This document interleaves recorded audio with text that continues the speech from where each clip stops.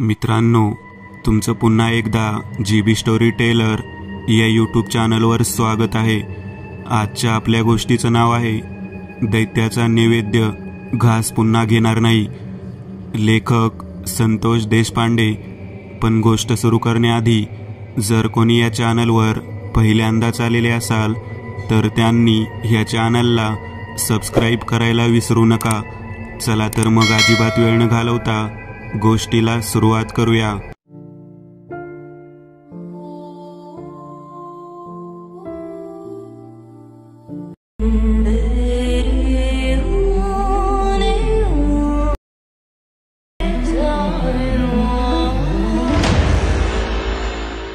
नरड्यामध्ये हाडूक अडकावं त्या पद्धतीने मटणाचं हाडूक अडकलेलं होतं।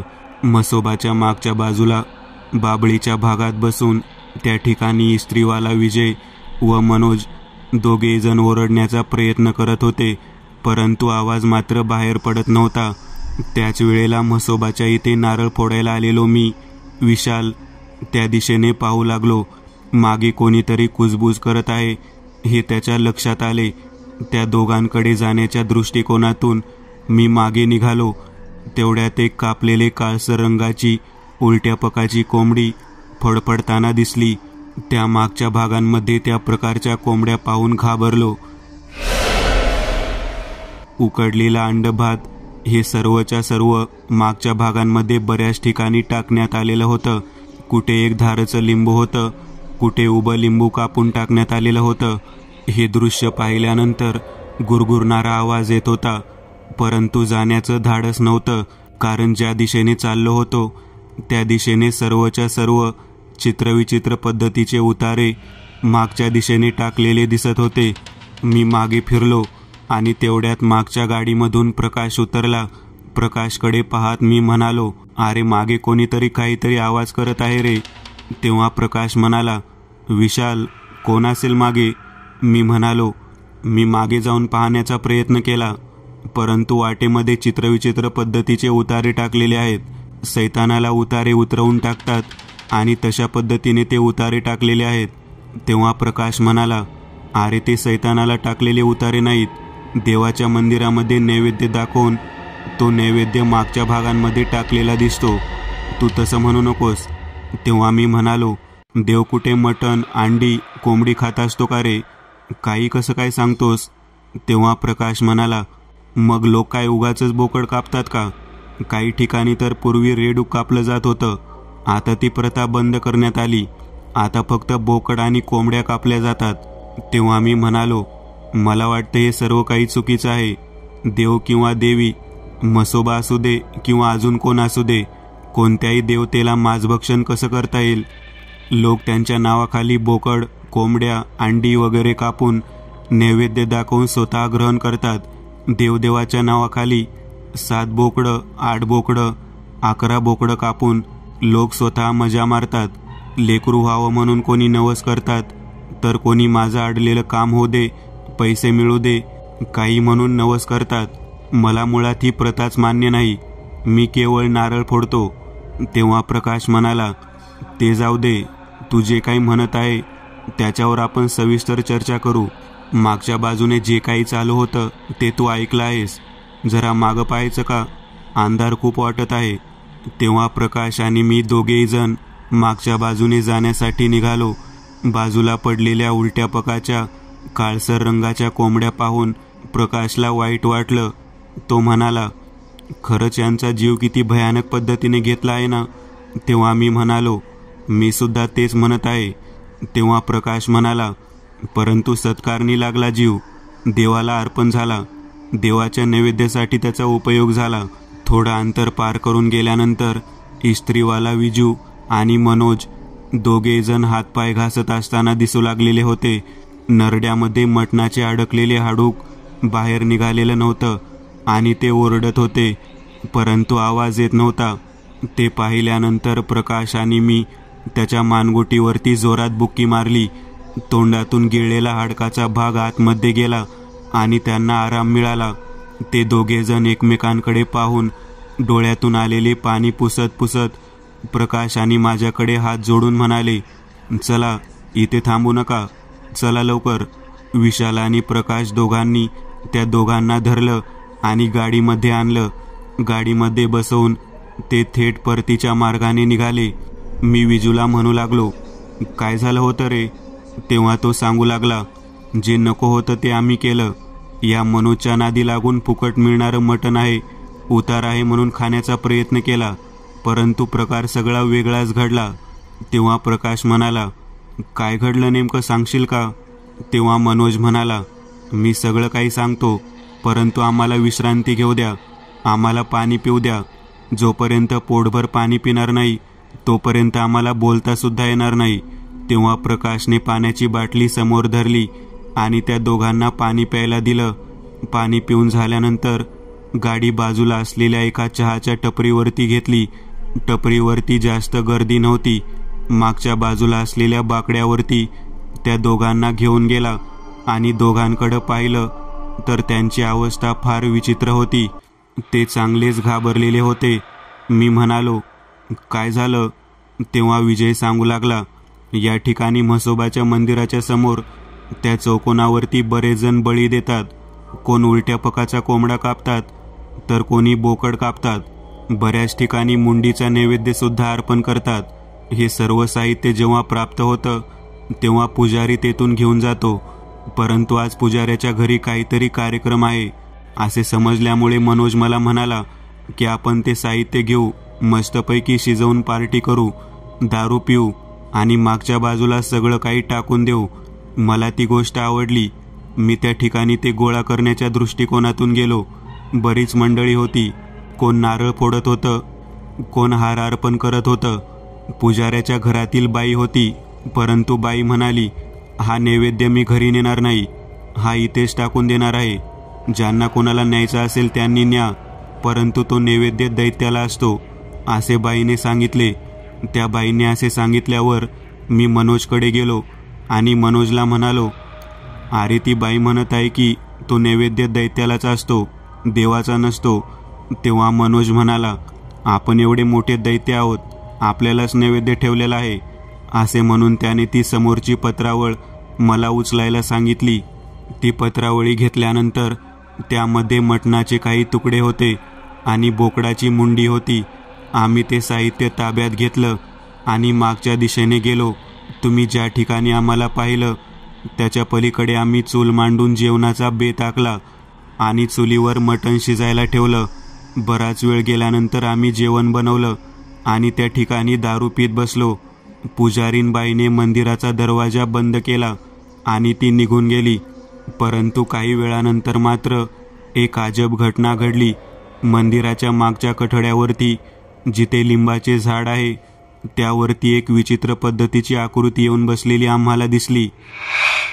मला मनोज म्हणाला, आपण दारू पिल्यामुळे असं काही दिसत आहे, तू घाबरू नकोस, ते तसं काही नाही. परंतु मला ती स्पष्ट दिसत होती. काही क्षणातच आम्ही ते पातेलं उतरवलं. आम्ही जेवणाच्या दृष्टिकोनातून आणलेल्या ताटल्या बाहेर काढल्या.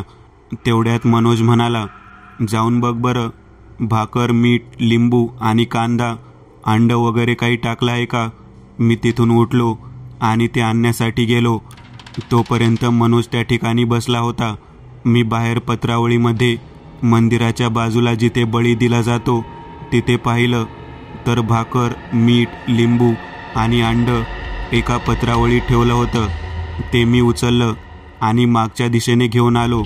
समोर ते सर्व साहित्य पाहिल्यानंतर दारूमुळे लागलेली भूक आम्हाला सहन होत नव्हती आणि आम्ही दोघांनी ते कुस्करून खायला सुरुवात केली. पहिला घास घेण्याच्या अगोदर त्या कठड्यावर बसलेली अदृश्य आकृती आम्हाला स्पष्टपणे दिसली. ती आमच्याकडे पाहत बोलू लागली, एकदा घास घेत आहेस, परत घास कधी घेणार नाहीस. तो माझा नैवेद्य आहे, तो माझा नैवेद्य आहे. मला तू दिल्याशिवाय कसा काय खाऊ शकतोस? मला तो नैवेद्य हवा आहे, माझा घास मला दे. त्याचे हे शब्द ऐकल्यानंतर मनोज मला म्हणाला, कोणतरी खाणारा व्यक्ती येऊन बसला असेल रे, दे त्याला 2. दारूच्या घोटासाठी येथे येऊन आपल्याला भीती दाखवत आहे. नेमकं कोण आहे बघ ना. तेव्हा मी हाक मारली, यलप्पा यलप्पा म्हणून हाक मारली. मला वाटलं यलप्पा आला आहे, कारण तो अगदी तसाच दिसत होता. तेव्हा तो काही बोलत नव्हता. तो फक्त म्हणत होता, माझा घास घेत आहेस, माझा नैवेद्य घेत आहेस, परत आयुष्यात कधीही घास घेणार नाहीस आणि कधी नैवेद्य उचलणार नाहीस. तेव्हा मनोजकडे पाहत मी म्हणालो, अरे तो येलप्पा नाही, वेगळंच कोणीतरी आहे. तेव्हा मला दारूच्या नशेत नेमकं समजत नव्हतं. आम्ही जोरदार ओरडलो, झकमारे यायचं असेल जेवण करून घे ना, उगाच कशाला भीती दाखवायला लागलाय.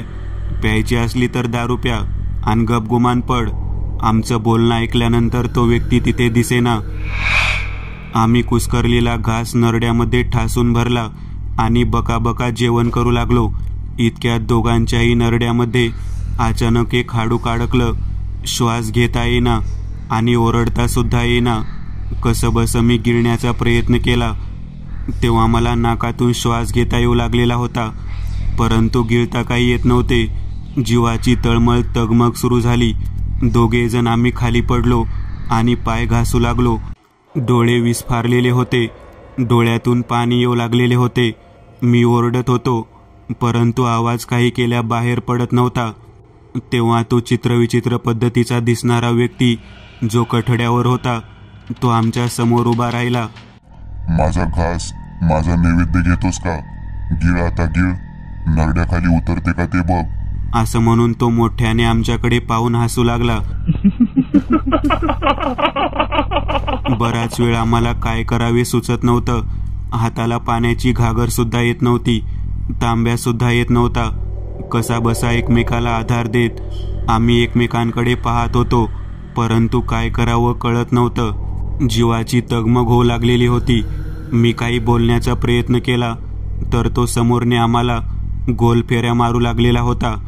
तो गोल फेरा मारून म्हणत होता, आता घास परत घेणार नाहीस, कधीच घेणार नाहीस, हा शेवटचा घास आहे तुझा. तेव्हा दयायाचना करत मी हात जोडले, परंतु मनोज मात्र काहीच करत नव्हता. मनोजला समजत नव्हतं की काय करावं. तो शेवटी हात जोडून मी डोळ्यातून पाणी काढलं. तसंही ठसका जबरदस्त लागल्यामुळे, नरड्यामध्ये हाडक अडकल्यामुळे आम्हाला काही केल्या बोलता येत नव्हतं. केवळ हात जोडलेल्या गोष्टीवरती त्या व्यक्तीने आम्हाला जा निघून जा म्हणून हाताने इशारा केला. आणि तेवढ्या त्या व्यक्तीच्या नंतर विशाल, तू तिथे दिसलास. तू आणि प्रकाशने दोघांनी मिळून आमच्या पाठीवरती, मानेवरती जोरात बुक्की मारली आणि तो हाडाचा अडकलेला तुकडा आमच्या पोटामध्ये गेला. तेव्हा प्रकाश म्हणाला, अरे हा केवळ योगायोग आहे, काही बोलू नका, असं काही नसतं. कोणीतरी दारुडा व्यक्ती आला असेल आणि तुम्हाला भीती घालत असेल. मला तर वाटतं तो त्या ठिकाणचा पुजारीच असणार आहे. त्याचा देवापुढे ठेवायचा जो भाग आहे तो तुम्ही उचलला ना. त्याच्या बायकोने सांगितले असेल की त्या मुलांनी तसं तिथून मटण घेऊन गेले म्हणून. तो कदाचित आला असेल आणि तुम्हाला भीती घालत असेल. तसंही काय होतं, लोक आवर्जून जेवायला बोलवतात, परंतु तुम्ही दोघांनी कोणाला जेवायला बोलावलं नाही. तुम्हीच दोघे जेवण करत होता, त्यामुळे कदाचित ते व्यक्ती रागाला गेली असेल. तेव्हा विजू आमच्याकडे पाहत म्हणाला, हे छे, ती व्यक्ती नव्हती, ती एक भयानक पद्धतीची आकृती होती. व्यक्ती असती तर आम्ही ओळखले असते ना. आमच्या नरड्यामध्ये काय अडकलं होतं ते आम्हालाच माहिती. ते नुसतं अडकून दमछाक झाली नव्हती, तर ते नरड्यात टोचत होतं, खूप टोचत होतं. मी प्रकाशकडे पाहत म्हणालो, प्रकाश, हा जो काही बोलत आहे तो जर भाग खरा असेल तर माझं म्हणणं मान्य करावं लागेल.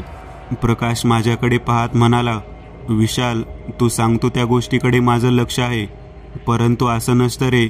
एखाद्या जनावराला मारलं म्हणून त्याचं पाप आपल्याला लागतं आणि आपण ते पाप लगेच भोगू शकतो असं नसतं. तुला वाटते ना की देवापुढे कापलेला जो काही बोकडाचा किंवा कोंबड्याचा भाग असतो तो देवाला दाखवत नाहीत तर मग ठीक आहे, परंतु तो भाग आवर्जून दैत्याला दाखवतात, हे तरी कुठे लिहून ठेवलं आहे म्हणून तू सांगतोस.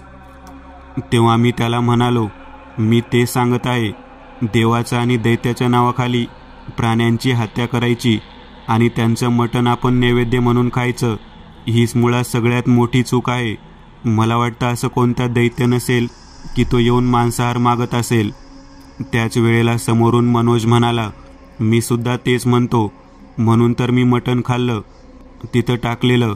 असं कोणतं दैत्य किंवा मनुष्य किंवा देव वगैरे काही नसतो. लोकांनी उगा अंधश्रद्धा पाळली आहे. म्हणून तर मी आवर्जून विजाला घेऊन सोबत गेलो आणि त्या ठिकाणी जेवणाचा बेत केला. परंतु झालं काही वेगळंच. तुम्ही म्हणता त्या पद्धतीने आम्हाला सुद्धा तसंच वाटत होतं. कोणी दैत्य वगैरे नसतो, कोणी देव वगैरे नसतो. या सगळ्या आपल्या भ्रामक कल्पना आहेत. लोकांनी कापलेल्या त्या सर्व भागाला, त्या मटणाला आपल्या आपण आनंदी पद्धतीने गोळा करायचं आणि मस्त बनवून जेवण करायचं, असा माझा मानस होता. परंतु खरंच चुकलंच माझं. त्या ठिकाणी लपून छपून खाण्याची काही गरज नव्हती. बिनधास्त उचलून आणायला पाहिजे होतं आणि आपल्या मित्रांच्या कठड्याजवळच सगळं काही बनवायला पाहिजे होतं. तुम्ही सुद्धा आमच्यासोबत सामील झाला असता. तेव्हा मी त्याच्याकडे पाहत म्हणालो, तुला काय खायचंय ते खा, आम्हाला त्यामध्ये भागीदार करू नकोस. तसंही मांसाहार मला वर्ज्य आहे. मी कधी मांसाहार करत नाही. तेवढ्यात विजू म्हणाला, तू जे काही सांगत आहे ते सगळं खरं आहे रे, परंतु प्रत्यक्ष अनुभव तर मी स्वतः घेतला आहे. या मनोजने घेतला आहे. आम्हाला तो प्रत्यक्ष दिसणारा दैत्य होता हे मात्र खरं आहे. आम्ही त्याचा घास हिरावून घेतला, म्हणूनच त्याने आमच्या नरड्यामध्ये ते हाड अडकवलं. नाहीतर आम्हाला काही मटण खाण्याची सवय नाही. आम्ही कायम मांस, मच्छी, मटण खाणारी माणसं. आणि आम्हाला त्याने तर खायच्या अगोदर सांगितलं होतं की खाऊ नका म्हणून. तो माझा घास आहे. परंतु या मनोजने नाही ऐकलं. याला वाटलं की तो चेष्टाच करत आहे. आणि काय झालं बघितलं ना, नरड्याच्या आतमध्ये घास अडकला. तेव्हा प्रकाश म्हणाला, जाऊ दे, जे काय झालं ते चुकीचं झालं. आता याबाबतीत चर्चा करायला नको. आणि जरी तुम्हाला वाटत असेल की ती गोष्ट चुकीची आहे, तर मी ही गोष्ट सिद्ध करून दाखवू शकतो. आता परवा दिवशीच आमचा देवदेव आहे. त्यावेळेलाच मी जो घास कापून बाजूला ठेवतात तो तुमच्याकडे देतो आणि मी स्वतः जेवण करतो. बघू काय होतं नेमकं ते.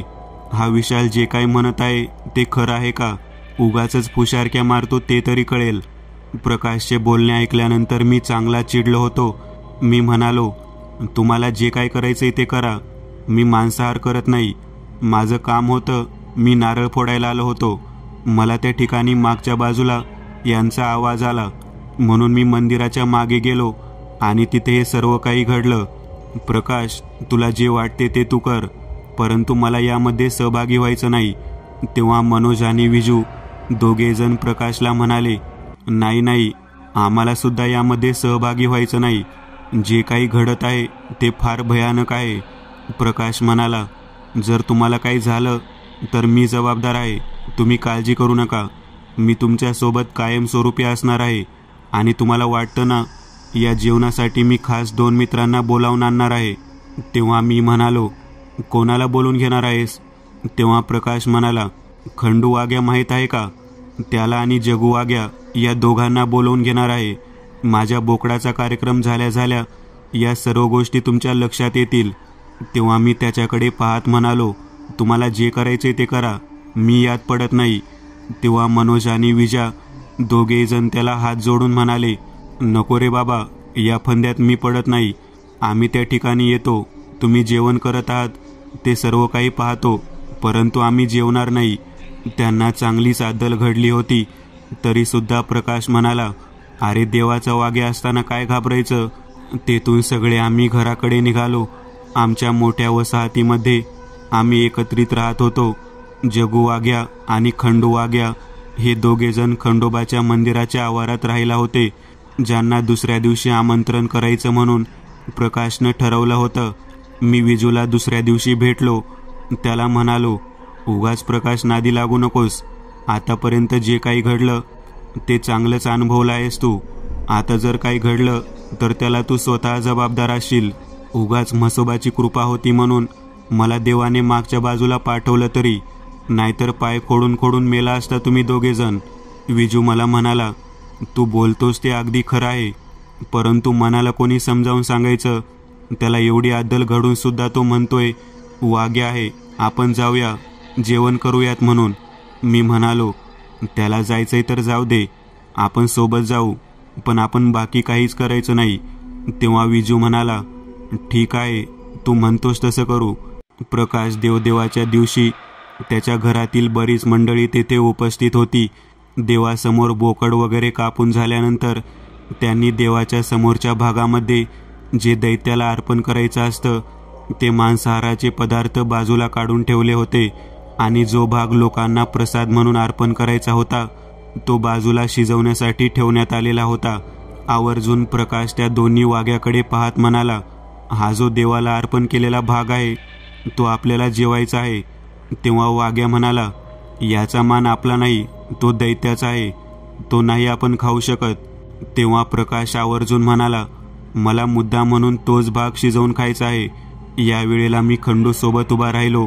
खंडू, जगू दोघे जण प्रकाशला म्हणाले, अर्पण केलेला जो भाग असतो तो आपला नसतो, जो पुजारी आहे त्याचा असतो. आपण फक्त आपला असलेला भाग प्राप्त करून घ्यायचा असतो. तेव्हा प्रकाश म्हणाला, नाही नाही, जो तर त्यासाठी ठेवण्यात आलेला नैवेद्य आहे, जो भाग आहे तोच आपण खायचा. तुम्ही तयार आहात का नाहीत मला सांगा. तेव्हा जगू आणि खंडू म्हणाले, हे बघ, तू कधी नारळ फोडला आहेस का? तेव्हा प्रकाश म्हणाला, हो फोडला आहे ना. मग नारळ फोडतो तिथे आपण तुकडा ठेवतो ना पुढच्या भागाचा, तो आपण खातो का? आपण घेऊन येतो का? तेव्हा प्रकाश म्हणाला, नाही. मग अगदी हे तसं समज, ते त्याला दिलेला भाग आहे, त्याचा शेष भाग आहे, तो आपण घेऊ शकत नाही हे लक्षात ठेव. तरी सुद्धा प्रकाशने हट्ट धरला. प्रकाश खंडू आणि जगू सोबत वाद घालत होता.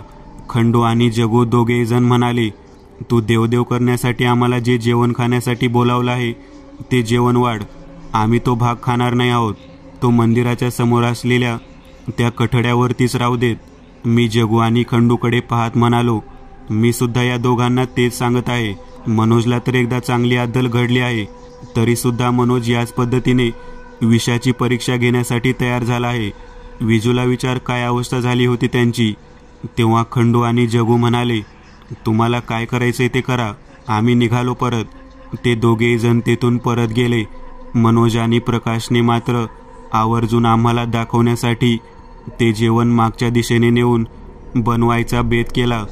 ते दोघे जण जेवण बनवण्यासाठी गेले आणि दारू वगैरे पिऊन मटण शिजवून जेवायला बसले. प्रकाशकडे विजू पाहत म्हणत होता, नको, या भानगडीत पडू नकोस. आम्ही तुमच्यासोबत आहोत, परंतु या जेवणामध्ये सहभागी नाही आहोत. मनोज, तुला एकदा चांगली अद्दल घडली आहे, तरी सुद्धा तू तसंच करत आहेस.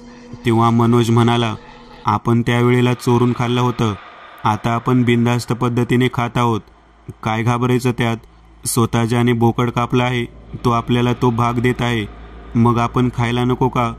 तेव्हा आम्ही दोघे जण समोरच्या भागांमध्ये येऊन बसलो.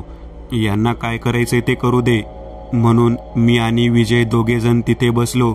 बाकीचे सर्व मंडळी पोटभर जेवण वगैरे करून समोर मोठ्या सभामंडपात जाऊन झोपलेली होती. हे दोघे जण मात्र मागच्या बाजूला कार्यक्रम करत बसले होते. मागच्या बाजूला बऱ्यापैकी अंधार होता. त्याच वेळेला देवाच्या मागच्या बाजूला असलेल्या दैत्याच्या मूर्तीच्या बाजूला ठेवण्यात आलेला दगड गोल फिरू लागलेला होता. त्याचा आवाज ऐकू आला. आम्ही दोघे जण मागे गेलो. कोणी हात न लावता हा दगड कसा काय फिरला? उजवा कौल दाखवणारा हा दगड फिरल्यानंतर आम्हाला कळून चुकलं की कोणीतरी याच्यावर हात ठेवला आहे. कदाचित कोणीतरी कौल घेण्यासाठी ते काम केलेलं असावं. मी माझा हळूहळू त्या दिशेने जाऊ लागलो. माझ्यासोबत विजय सुद्धा होता. मनोज आणि प्रकाश दोघे जण जेवण करून फुल दारू पिऊन त्याच ठिकाणी निश्चिंत पडलेले दिसले. त्यांना पाहिल्यानंतर आम्ही परत आलो. विजू मला म्हणाला, कदाचित तो स्वतः त्या कापलेल्या बोकडाचा मालक असल्यामुळे त्याला काही झालं नाही. आम्ही दोघांनी अशा पद्धतीने चर्चा केली आणि पुढे ज्या ठिकाणी मोठ्या सभामंडपात लोक झोपले होते तेथे येऊन झोपलो. पहाटेच्या सुमारास सपासप वार केलेला आवाज मात्र ऐकू येऊ लागला होता. आम्हाला वाटलं की कोणीतरी आजूबाजूला वाटा तोडत असावा. कोणी बोकड अर्पण केलं तर त्या ठिकाणी वाटा पाडला जातो असं माहीत होतं, परंतु एवढ्या पहाटे कोण बोकड अर्पण करणार? म्हणून मी आणि विजू दोघे जण उठलो.